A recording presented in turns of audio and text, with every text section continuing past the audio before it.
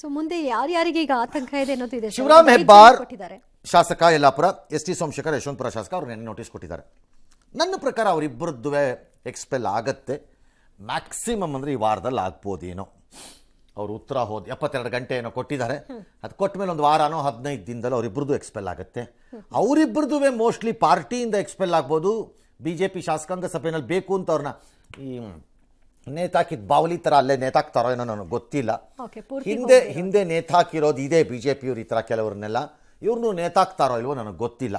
But ಇವ್ರದ್ದುವೆ ಇದಾಗತ್ತೆ, ಪಾರ್ಟಿಯಿಂದ ಆಗತ್ತೆ, ಹಾಗೆ ಆಗತ್ತೆ. ಬರೆದಿಟ್ಕೊಳ್ಳಿ ಅದನ್ನು, ಅವೆರಡೂ. ಇನ್ನು ರಮೇಶ್ ಜಾರಕಿಹೊಳಿ ಅವ್ರಿಗೂ ನೋಟಿಸ್ ಅಂತೆ.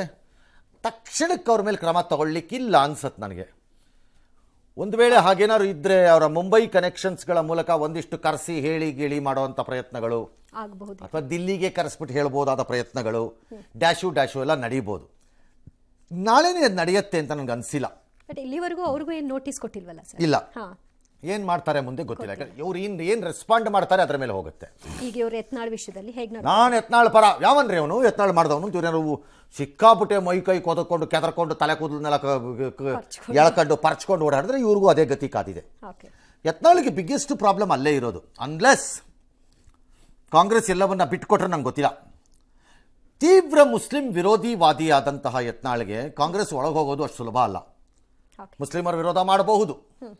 DK ಶಿವಕುಮಾರ್ ಅಂತವರು, ಶ್ರೀನಿವಾಸ ಮೂರ್ತಿ ಅಂಥವ್ರಿಗೆ ಅವ್ರದ್ದು ತಪ್ಪಿಲ್ಲದಿದ್ದರೂ ಮುಸ್ಲಿಮರು ವಿರೋಧಿಸಿದ್ರು ಕಾರಣ ಟಿಕೆಟೇ ತಪ್ಪಿಸದಂತಹ ಅಧ್ಯಕ್ಷ, ಘನತೆವೆತ್ತ ಅಧ್ಯಕ್ಷ. ಇನ್ನಿಲ್ಲಿ ಏನು ಮಾಡ್ತಾರೋ ನಂಗೆ ಗೊತ್ತಿಲ್ಲ.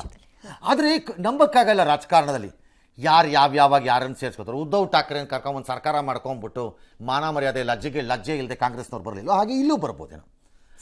ಯತ್ನಾಳ್ಗೆ ಅದೊಂದು ಆಪ್ಷನ್ ಇದೆ. ಥರ್ಡ್ ಆಪ್ಷನ್ ಆಗಿ ಹಿಂದೆ JDS ಹೋಗಿದ್ರು, ಈಗ JDS ಇಲ್ಲ, ಹಂಗಾಗಿ ಅದೂ ಇಲ್ಲ ಜಾಗ. ಹೊಸದು ಕಟ್ಕೋಬೇಕೇನಾದ್ರು ಒಂದು ಸಂಘಟನೆ ಕಟ್ಕೋಬೋದೇನೋ. ಕಾಂಗ್ರೆಸ್ ನಂಗೆ ಗೊತ್ತಿಲ್ಲ ಅವ್ರದ್ದು ಮನೋಸ್ಥಿತಿ ಹೇಗಿದೆ, ಕಾಂಗ್ರೆಸ್ಸಿನ ಮನೋಸ್ಥಿತಿ ಹೇಗಿದೆ, ಕಾಂಗ್ರೆಸ್ ಒಳಗಡೆ ಇರೋರ ಮನೋಸ್ಥಿತಿ ಹೇಗಿದೆ ಗೊತ್ತಿಲ್ಲ.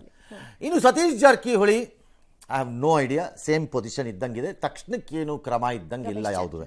ರಮೇಶ್ ಜಾರಕಿಹೊಳಿ, BP ಹರೀಶ್ ಮತ್ತು ಕುಮಾರ್ ಬಂಗಾರಪ್ಪ, ಚಂದ್ರಪ್ಪ ಹೊಳಲ್ಕೆರೆ ಶಾಸಕ. ಈ BP ಹರೀಶುವೇ ಶಾಸಕ. ಅವರು ಕೊಟ್ಟಿದ್ದಾರೆ, ಇವರಿಬ್ಬರಿಗೆ ಕೊಟ್ಟಿಲ್ಲ. ಇವರು 3 ಜನದಲ್ಲಿ ನನ್ನ ಪ್ರಕಾರ ಯಾರಿಗೂ ಏನೂ ಆಗ್ಲಿಕ್ಕಿಲ್ಲ ಅನ್ಸತ್ತೆ. ಶಾಸಕರಿಗಿಬ್ಬರಿಗೂ ಒಂದು ದೊಡ್ಡ ಪ್ರಮಾಣದಲ್ಲಿ ಒಂದು ವಾರ್ನಿಂಗು, ಕುಮಾರ್ ಬಂಗಾರಪ್ಪಗೆ ತೀವ್ರವಾದ ವಾರ್ನಿಂಗು ಇಶ್ಯೂ ಆಗಬಹುದೇನೋ. ಅಷ್ಟಕ್ಕೆ ಸೀಮಿತ. ಎಕ್ಸ್ಪೆಲ್ ಆಗ್ಲಿಕ್ಕಿಲ್ಲ ಅನ್ಸತ್ತೆ. ರೇಣುಕಾಚಾರ್ಯ ಮತ್ತು ಕಟ್ಟಾ ಸುಬ್ರಹ್ಮಣ್ಯ ನಾಯ್ಡು ಇದೆರಡು ನೋಟಿಸ್ ಆಗಿದೆ. ಎರಡೇ ಆಗೋದಿಲ್ಲ. ಒಂದು ಇವ್ರಿಗೂ ವಾರ್ನಿಂಗ್ ಇಶ್ಯೂ ಆಗ್ಬೋದು, ಅಥವಾ ಯತ್ನಾಳ ಮಾಡಿರೋದ್ರಿಂದ ಹಂಸಕ್ಷೀರ ನ್ಯಾಯವನ್ನು ಮಾಡೋಣ ಅಂತ ಬ್ಯಾಲೆನ್ಸ್ ಅಂತ ಯಾರು ಒಬ್ರಿಗೆ ಪಾಠ ಕಲಿಸ್ಬೋದು. ನಮ್ಗೆ ಗೊತ್ತಿಲ್ಲ ಅದು ಯಾರು ಹಣೆ ಬರಹ ಥರ ಬಂದ್ರ ಪರಿಸ್ಥಿತಿ ಯಾರಿಗೆ ಬರುತ್ತೋ ಒಬ್ರಿಗೆ ಬರ್ಬೋದು. ಯಾಕೆ ಇದೆಲ್ಲ ಅಂದರೆ ನೆಕ್ಸ್ಟ್ ಸುದ್ದಿ ಹೇಳುತ್ತೆ. ಇನ್ನು ಯತ್ನಾಳ್ ಉಚ್ಚಾಟನೆ ಬೆನ್ನಲ್ಲೇ ಪಕ್ಷದ ಅಧ್ಯಕ್ಷ ವಿಜಯೇಂದ್ರ ಟ್ವೀಟ್ ಮೂಲಕ ಪ್ರತಿಕ್ರಿಯೆ ಕೊಟ್ಟರು. ಯತ್ನಾಳ್ ವಿರುದ್ಧ ಶಿಸ್ತು ಕ್ರಮ ವರಿಷ್ಠರು ಅನಿವಾರ್ಯವಾಗಿ ತೆಗೆದುಕೊಂಡಂತಹ ಕ್ರಮ ಇದಾಗಿದೆ. ನಾನೆಂದೂ ದೂರನ್ನ ಕೊಟ್ಟಿಲ್ಲ. ಈ ವಿಷಯವಾಗಿ ನಾನು ಸಂಭ್ರಮಿಸಲ್ಲ. ವಿಶ್ವಾಸ ರಾಜಕಾರಣವನ್ನು ಮುಂದುವರಿಸ್ತೀನಿ. ಭವಿಷ್ಯದಲ್ಲಿ ನಾನು ಎಡವಿದ್ರೆ ಅದನ್ನ ತಿದ್ದಿ ತೀಡುವ ಅಧಿಕಾರ ಪಕ್ಷದ ಹಿರಿಯರೆಲ್ಲರಿಗೂ ಕೂಡ ಇದ್ದೇ ಇರುತ್ತೆ ಅಂತ ಹೇಳಿದ್ದಾರೆ. ಯತ್ನಾಳ್ ಉಚ್ಚಾಟನೆಯನ್ನ DV ಸದಾನಂದಗೌಡ ಸ್ವಾಗತಿಸಿದ್ದಾರೆ. ಈ ಮಧ್ಯೆ ಉಚ್ಚಾಟಿತ ಶಾಸಕ ಯತ್ನಾಳ್ ಟ್ವೀಟ್ ಮಾಡಿದ್ರು. ಪಕ್ಷದ ಒಳಗಿನ ಸರ್ವಾಧಿಕಾರತ್ವ, ಭ್ರಷ್ಟಾಚಾರದ ಬಗ್ಗೆ ಮಾತನಾಡಿದ್ದಕ್ಕೆ 6 ವರ್ಷ ಉಚ್ಚಾಟನೆ ಮಾಡಿದ್ದಾರೆ. ಪಕ್ಷದ ಒಳಗಿನ ಕೆಲ ಪಟ್ಟಬದ್ಧ ಹಿತಾಸಕ್ತಿಗಳು ತಮ್ಮ ಅಜೆಂಡಾ ಯಶಸ್ವಿಯಾಗಿ ಸಾಧಿಸಿದ್ದಾರೆ. ಈ ಉಚ್ಚಾಟನೆಯಿಂದ ನಾನು ನನ್ನ ಹೋರಾಟ ನಿಲ್ಲಿಸಲ್ಲ, ಕುಂದಲ್ಲ ಅಂತ ಹೇಳ್ಕೊಂಡಿದ್ದಾರೆ. ಇನ್ನು ಹೈಕಮಾಂಡ್ ಜೊತೆ ಮಾತನಾಡ್ತೀನಿ ಅಂತ ಬೊಮ್ಮಾಯಿ ಅವರು ಹೇಳಿದ್ರೆ, ಯತ್ನಾಳ್ ಉಚ್ಚಾಟನೆಯಿಂದ ಬೇಸರ ಆಗಿದೆ ಅಂತ ಬೆಲ್ಲದ ಹೇಳಿದ್ದಾರೆ. ವಿಜಯಪುರದಲ್ಲಿ ಯತ್ನಾಳ್ ವಿರೋಧಿ ಬಣ ಪಟಾಕಿ ಸಿಡಿಸಿ ಸಂಭ್ರಮಿಸಿದ್ದಾರೆ. ವಿಜಯಪುರದಲ್ಲಿ ಯತ್ನಾಳ್ ಬೆಂಬಲಿಗರೊಬ್ಬರು ಇಬ್ರು ತಮ್ಮ ಸ್ಥಾನಗಳಿಗೆ ರಾಜೀನಾಮೆ ಕೊಟ್ಟಿದ್ದಾರೆ. ಕಾಂಗ್ರೆಸ್ ಟ್ವೀಟ್ ಮಾಡೋ ಮುಖಾಂತರ ಈಗ ಸಂತೋಷವಾಯಿತೆ, ಆ ಈ ಜಿಗಳ ಮಾತು ಕೇಳಿ ರಾಜಕೀಯ ಜೀವನ ಹಾಳು ಮಾಡಿಕೊಂಡ ಯತ್ನಾಳ್ ಅಂತ ಲೇವಡಿ ಮಾಡಿದ್ದಾರೆ. ಇದು ಬಿಜೆಪಿಯ ಆಂತರಿಕ ವಿಚಾರ ಅನ್ನೋದು DCM ಮಾತು.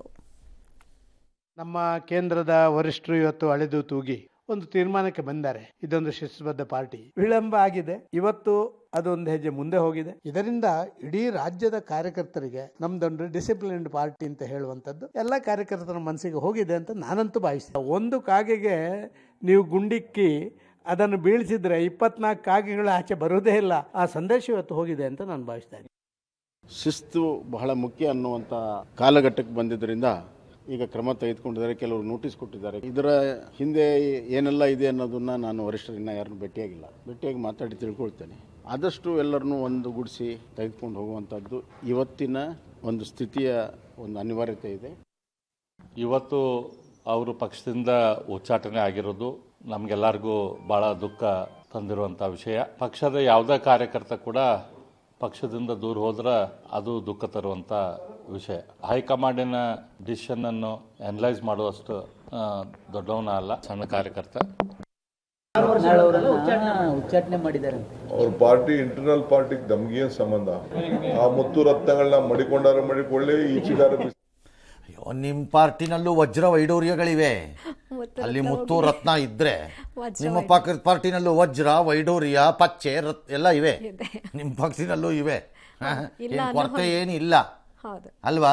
I have never seen mister DCM ಸರ್ಕಾರದ ಒಳಗಡೆ ಇರುವ ಮಂತ್ರಿಗಳೇ DCM ಅಥವಾ ಪಕ್ಷದ ಅಧ್ಯಕ್ಷರೇ ಇಂಥದಕ್ಕೆಲ್ಲ ಕಾರಣ ಇರಬಹುದು ಎಂಬ ಅರ್ಥಭರಿತವಾದಂತಹ ಹೇಳಿಕೆಗಳನ್ನು ಕೊಟ್ಟು ಲೇವಡಿ ಮಾಡೋ ಸ್ಥಿತಿ ನಾನು ನೋಡಿರಲಿಲ್ಲ ನಿಮ್ಮ ಪಕ್ಷದಲ್ಲಿ. ನಿಮ್ಮ ಪಕ್ಷದಲ್ಲಿ ಓಪನ್ ರೆಬೆಲಿಯನ್ಗಳನ್ನು ನೋಡಿದ್ದೀನಿ, ಒಬ್ಬರ ಮೇಲೆ ಒಬ್ಬರನ್ನ ನೋಡಿದ್ದೀವಿ ನಾವು, ನೋಡಿಲ್ಲ ಅಂತಲ್ಲ. ಈ ಥರದ್ದು ಗುದ್ದಾಟ ನಾನು ನೋಡಿರಲಿಲ್ಲಪ್ಪ. ಅದು ಈ ಥರದ ವಿಚಾರಗಳಲ್ಲಿ. ಇನ್ನೊಂದು ಪಾರ್ಟಿ ಸುಮ್ಮನೆ ಇರಿ, ಕಾಂಗ್ರೆಸ್ನವ್ರು ನಿಮ್ಮ ಪಡೆ ನೀವಿರಿ. ದುಃಖ ಆಗಿದೆಯಂತೆ ಅರವಿಂದ್ ಬೆಲ್ಲದ್ಗೆ, ಪಾಪ ಬಸವರಾಜ ಬೊಮ್ಮಾಯಿಗೆಲ್ಲ. ಏನು ಮಾಡ್ತಿದ್ರಪ್ಪ ಎಲ್ಲ 2 ವರ್ಷದಿಂದ? ಮಜಾ ನೋಡ್ತಿದ್ರಾ? ಮಜಾ ನೋಡ್ತಿದ್ರಿ, ಅವ್ರು ಹೇಳ್ಕೊತಿದ್ರು, ಎಲ್ಲ ಮಜಾ ನೋಡ್ತಿದ್ರಿ. ಈ ಬೇಯಿಸೋ ಆಟದಲ್ಲಿ ನನಗೇನಾದ್ರು ದಕ್ಕಲಿ ಅಂತ ಬಸವರಾಜ ಬೊಮ್ಮಾಯಿ CM ಆದಂಗೆ ಅಷ್ಟೇ. ನಮಗೇನಾದ್ರು ದಕ್ಬಿಡ್ಲಿ ಅಂತ ಎಲ್ಲ ಮಜಾ ನೋಡ್ತಿದ್ರಿ. ಯಾಕೆ ಯತ್ನಾಳನ್ ಕರೆದು ಸಮಾಧಾನ ಮಾಡೋಕ್ಕಾಗಲಿಲ್ಲ ನಿಮಗೆ? ಯಾಕೆ ಯತ್ನಾಳನ್ ಕರೆದು ರಿಪೇರಿ ಮಾಡೋಕ್ಕಾಗಲಿಲ್ಲ? ಇವತ್ತು ದುಃಖ ಆದವ್ರು ನಿಮಗೆ ಏನು ಕತೆ ಕಾಯ್ತಿದ್ರ ಮಣಿ ತಿಂತಿದ್ರ ಅವತ್ತು? ಸುಮ್ಮನೆ ಈ ಡ್ರಾಮಾ ಬಿಟ್ಬಿಡಿ. ಈ ಡ್ರಾಮಾ ಇದು. ಪಂಚಮಸಾಲಿಗಳು ಏನು ಅನ್ಕೊಂಡ್ಬಿಡ್ತಾರೋ ಅಂತ ಬೆಲ್ಲದಕ್ಕೆ ಚಿಂತೆ. ಬಸವರಾಜ ಬೊಮ್ಮಾಯಿಗೆ ನನ್ನ ಕ್ಷೇತ್ರದಲ್ಲಿ ಜನ ಏನು ಅನ್ಕೊಂಡ್ಬಿಡ್ತಾರೋ ಲಿಂಗಾಯತರು ಅಂತ ಅವ್ರಿಗೆ ಚಿಂತೆ. ಅದಕ್ಕೆ ಇದು ಡ್ರಾಮಾ ಎಲ್ಲ ಬಿಟ್ಬಿಡಿ ಸುಮ್ಮನೆ. ಅಂಥವ್ರು ಮಾಡಬೇಕಿತ್ತು. ಒಂದು ದಿನ ನೀವು ಟ್ರೈ ಮಾಡ್ದಂಗೆ ಕಾಣಿಸ್ಲಿಲ್ಲ ಬಹಿರಂಗವಾಗಿ, ಅಟ್ಲೀಸ್ಟ್ ನಮಗೆ ಹಿಂದೆ ನಿಂತ್ಕೊಂಡು ಸಪೋರ್ಟ್ ಮಾಡ್ದಂಗೆ. ಎಚ್ಚರಿಕೆ ಎಲ್ಲರಿಗೂ ಅಂತಿದ್ದಾರೆ. ಎಚ್ಚರಿಕೆ ಯಾರಿಗೆ? ಇದು ಎರಡೂ ಬಣ ವರ್ಕರ್ಸ್ಗೆ ಅಂತ ನನ್ನ ಪ್ರಕಾರ ಇದು ಎಚ್ಚರಿಕೆ ವಿಜಯೇಂದ್ರ ಆಗುವೆ. ಇಫ್ ವಿಜಯೇಂದ್ರ ಥಿಂಕ್ಸ್ ನಾನು ಈ ಪ್ರಕರಣದಲ್ಲಿ ಹೊರಗಡೆಗೆ ಭಾಳ ಡಿಪ್ಲೊಮ್ಯಾಟಿಕ್ ಆಗಿ ನನಗೆ ದುಃಖ ಆಗಿದೆ, ನನಗೆ ಬೇಸರ ಆಗಿದೆ, ನಾನು ಯಾರಿಗೂ ಯಾವತ್ತೂ ದೂರು ಕೊಟ್ಟಿರಲಿಲ್ಲ, ನನಗೆ ಹಿಂಗೆ ಸಂಭ್ರಮ ಮಾಡೋಕ್ಕಾಗಲ್ಲ ಇದನ್ನೆಲ್ಲ ಅಂತ DK ಶಿವಕುಮಾರ್ನ ಕಜಿನ್ ಬ್ರದರ್ ಥರ ಮಾತಾಡಿದ್ರೆ ಆಗಲ್ಲ.